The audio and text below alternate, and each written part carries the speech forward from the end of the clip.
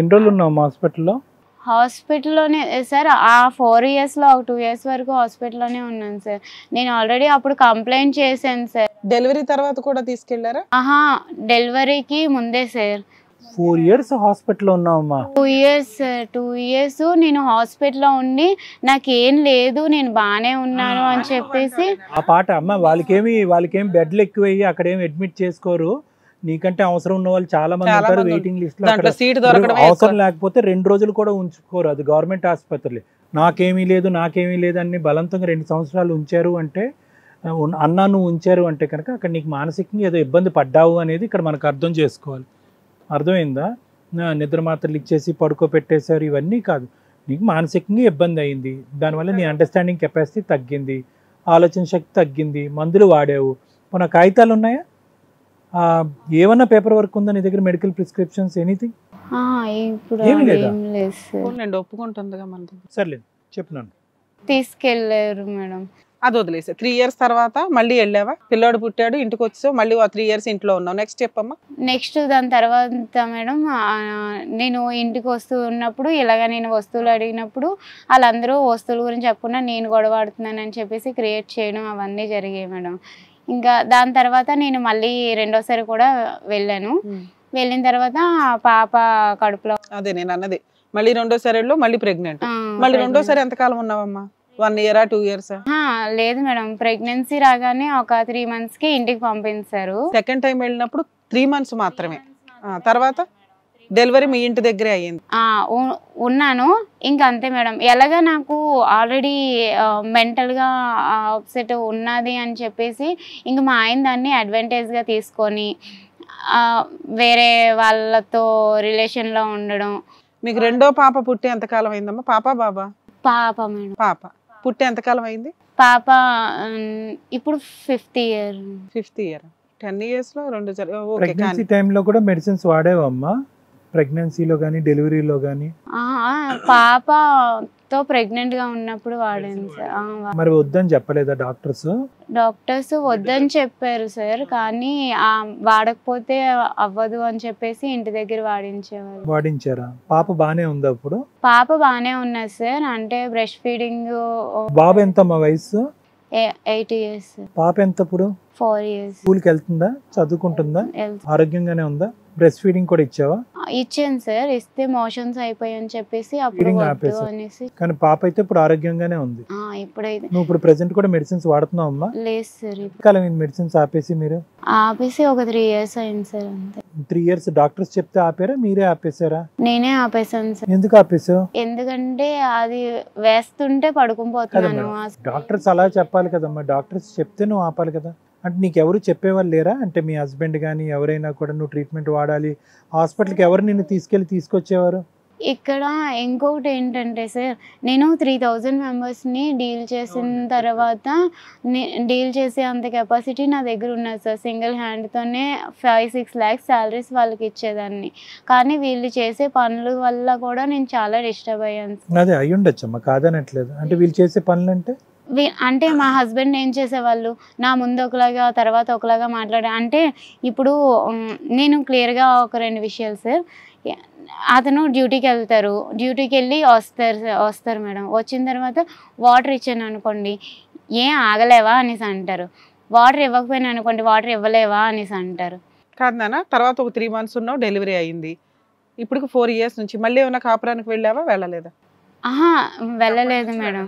1 year ఒకసారి, 3 months ఒకసారి. నీ ఇన్ని సంవత్సరాల మ్యారిటల్ రిలేషన్ లో ఇందులో 2 పిల్లలు అంతేనా? 2 years హాస్పిటల్లో ట్రీట్మెంట్ తీసుకున్నావు. ఇప్పటికి 3 years బ్యాక్ వరకు టాబ్లెట్స్ వాడావు. 3 years బ్యాక్ నువ్వే ఓన్ డెసిషన్ తీసుకున్నావు. టాబ్లెట్స్ వాడుతుంటే నిద్ర వస్తుంది, డ్రౌజీగా ఉంది, నేను ఆల్రెడీ ప్రూవ్ చేసుకున్నాను జాబ్ చేసి, వీళ్ళు నమ్మాలి అని ఫిక్స్ అయిపోయావు. మరి 3 years లో ఏమైనా జాబ్ జాయిన్ అయ్యావా? లేదు మేడం. మళ్ళీ ప్రూవ్ చేసుకోవాలిగా. ఇంటి దగ్గరే చిట్స్ వేయడం, అందరితో కలిసి ఇప్పుడు ప్రెజెంట్ బానే ఉంది. ఇప్పుడు ప్రెజెంట్ ఇక్కడికి ఎందుకు వచ్చావు? అంటే మేడం అసలు మా హస్బెండ్ మా వాళ్ళు పెట్టే టార్చర్కి నాకు ఎక్కువ ఉన్నది. అది వాళ్ళు పెట్టేది నేను ఎవరితో చెప్పుకోలేకపోతున్నాను, ఉండలేకపోతున్నాను. రీజన్స్ చెప్పునానా? అతను ఇప్పుడు జాబ్ చేస్తున్నాను అనేసి వెళ్ళారు మేడం. అతను CRM చేస్తారన్నమాట, కార్డియో రిథమిక్ మేనేజ్మెంట్. అది పేస్ మేకర్. ఎక్కడ చేస్తాడమ్మా అతను? చెన్నైలో చేస్తారు. ఏ హాస్పిటల్? అన్ని టెరిటరీ మేనేజర్ అనేసి చేస్తారు సార్. వస్తాయి సార్, కానీ ఇవ్వరు ఇంటికి. పిల్లల్ని చూసుకుంటాడా? స్కూల్ ఫీజులు అంటే ఏమైనా కడతాడా? కడతారు మేడం. అది కూడా ఇద్దరు నాకు వచ్చేది కూడా అతనికే ఇచ్చేస్తాను.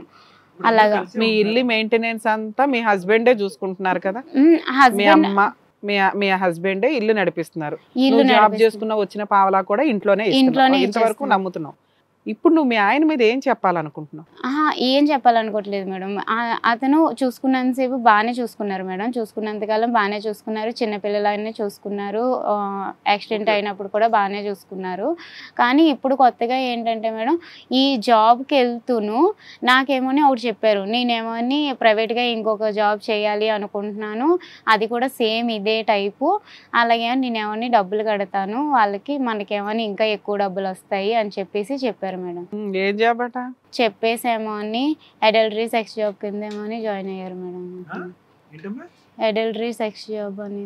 అడల్ట్ సెక్స్ జాబ్ కింద, మేల్ సెక్స్ జాబ్ కింద, మేల్ ప్రాస్టిట్యూట్ కింద.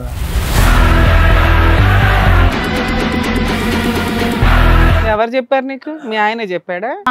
మా ఆయన దగ్గర ఏమోని ఎందుకు ఇలాగా అంటే లేడీస్ దగ్గర నుంచి కాల్స్ రావడం ఇవన్నీ నేనేమని చూస్తున్నాను మేడం. చూస్తూ ఒకసారి ఏమోని మళ్ళీ హాస్పిటల్లో జాయిన్ అవ్వాలని ఉందా? మీ ఆయనకి శాలరీ ఎంత వస్తుందో తెలుసా? వస్తుంది కదా. అన్ని లక్షలు వచ్చేవాడు మేల్ ప్రాస్టిట్యూట్ బిజినెస్ చేయాల్సిన అవసరం ఏముందమ్మా? నా దగ్గర ప్రూఫ్స్ ఉన్నాయి మేడం. నేను కూడా అదే అడిగాను మేడం. అసలు ఎందుకు ఈ జాబ్. నేను చెన్నై వెళ్ళాను మేడం. మొన్న రీసెంట్గా వెళ్ళాను అనమాట. 2 months బ్యాక్, అంటే జూన్లో వెళ్ళాను మేడం. వెళ్ళి ఏంటి మనసులో పూర్తిగా చేంజెస్ వచ్చాయి మేడం. అప్పటికి ఇప్పటికి కూడా చాలా చేంజెస్ వచ్చాయి అనమాట. ఇంకా పట్టించుకోకపోవడం, ఇంటికి రాకపోవడం, శాలరీస్ వేయకపోవడం, ఇలా చేస్తున్నారనమాట. నువ్వు ఇక్కడికి వస్తున్నావని మీ ఇంట్లో వాళ్ళకి తెలుసా? మా హస్బెండ్ కి తెలుసు. మీ హస్బెండ్ తో మాట్లాడమంటావా? చేయండి మేడం. కాదు, నీ దగ్గర ఒక్క నిమిషం అమ్మా. నీ దగ్గర అతను ఆ ప్రొఫెషన్ లోకి వెళ్తాడు అనే దానికి ఆధారాలు ఉన్నాయని. ఏమున్నాయి ఆధారాలమ్మా? నేను మామూలుగా అంటే మెసేజ్లు, అంటే అమ్మాయిల ఫొటోస్ వస్తాయి కదా సార్, అవి వచ్చాయి. వస్తేనేమో ఏంటిది నువ్వు చేసే జాబ్ ఇదా ఇక్కడ అనేసి ఏమని చెప్తేనేమని అవును నేను ఇదే చేస్తున్నా, నాకు డబ్బులు కావాలి, నువ్వు 2 కోట్లు తెచ్చి నీ దగ్గరే ఉంటాను అనేసి అంటున్నారు సార్. సాలరీ ఎంతమ్మా సుమారుగా నెలకి?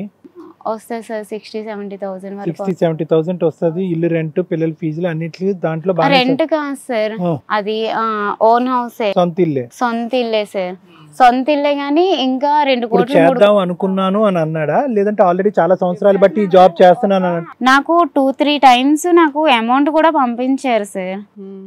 నీకు అమౌంట్ ఏంటమ్మా? నీకెందుకు పంపించాడు?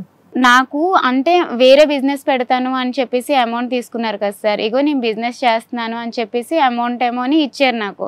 నేను నిజంగానే ఆ CRM జాబ్ దిగోలా అనేసి అనుకున్నాను సార్. అసలు మళ్ళీ ఆ డబ్బులు నీకు తిరిగి ఇచ్చాడమ్మా? నాకు ఇదిగో 2 సార్లు నేను వెళ్ళాను, 2 సార్లు ఇచ్చారు. ఒకసారి 5,000, ఒకసారి 3,000 వెళ్ళినందుకు 5,000 వచ్చినాయా మీ ఆయనకి? ఏమో మేడం, అదే ఇచ్చారు నాకు అదే ఇచ్చారు మేడం.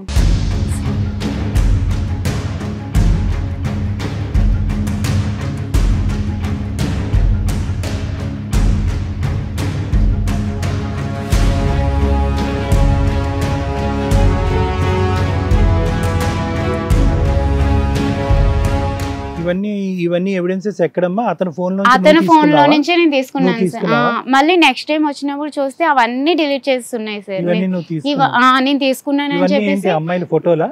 అమ్మాయి ఫోటో ఒకటి ఆంటీ సార్, ఆంటీ ఫోటో ఉన్నది. ఎక్కడది అనేసి అంటేనేమని ఫస్ట్ ఏమో నాకు తెలియదు. వాళ్ళు ఇతని ఫోటోలు పంపించడం ఏంటమ్మా? ఇతని ఫోటో వాళ్ళకి పంపించాలిగా ఆ కార్యక్రమంలో ఉన్నవాడు. వాళ్ళు అంటే ఏదో కంపెనీ అంట సార్ వాళ్ళకి. చాలా విచిత్రంగా ఉందమ్మా, నమ్మశక్యంగా లేదు. అదిగోండి సార్, నాకు తెలియక అందుకే ఇప్పటి వరకు 1 రూపాయి అసలు నమ్మాలో లేదు. అంటే ఆ జాబ్ లో నిజంగానే ఉన్నారు అనుకోండి మేడం. అసలు రేపు పొద్దున్న ఏదైనా జబ్బులు వస్తే మరి నేను నా పిల్లలు అతనికి డబ్బులు కావాలండి సార్. 2 crores తెచ్చే నేను నీ దగ్గరే ఉంటాను, ఎక్కడికి వెళ్ళను అనేసి అంటున్నారు. అది ఎంత 2 crores కావాలంటే ఈ పనే చేస్తాను, నువ్వేం చేసుకుంటా చేసుకో, మా ఇంట్లో చెప్తే మాత్రం మాత్రం నేను హిట్ టీవీ యాప్ ఇందులో short news, live news, entertainment shows, movies, digital magazines తో పాటు మీ జిల్లా వార్తలను కూడా ఫ్రీగా చూడొచ్చు. అంతేకాదు కేజీ నుంచి పీజీ వరకు విద్యార్థులకు స్కాలర్షిప్ కూడా అందిస్తున్నాం. ప్రతి వారం 10 మందికి లక్కీ డ్రా ద్వారా ఒక్కొక్కరికి 10,000 రూపాయలు అందిస్తున్నాం. ఇంకెందుకు ఆలస్యం, వెంటనే హిట్ టీవీ యాప్ ని డౌన్లోడ్ చేసుకుని ఫ్రీగా ఎంటర్టైన్మెంట్ పొందండి. Hit TV app. Hit TV app.